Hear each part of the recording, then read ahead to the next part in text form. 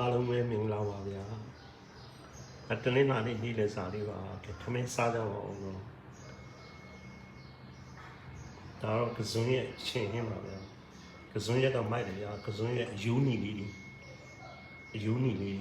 ကစွန်းယူနီလေးတွေချင်းချက်တယ်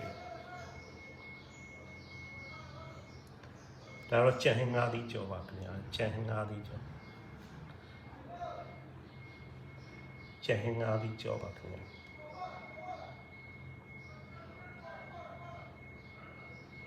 ဒါတော့ကြံဟင်းငါးသီးကြော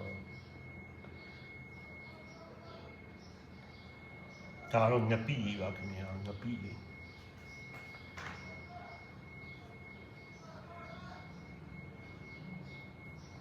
ငါးဟင်းဒီနေ့ today special ငါးဟင်းပါခင်ဗျာငါးဟင်း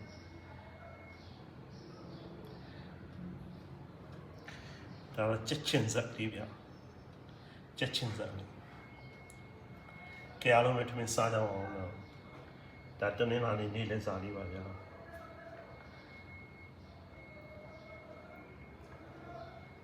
ကစွန်းယိုမီလေးဗျာရှယ်လေးဒီမှာချင်းချင်းကြက်တာအဲကောင်ဆေးဘက်ဝင်နေကစွန်းယိုမီอ่ะ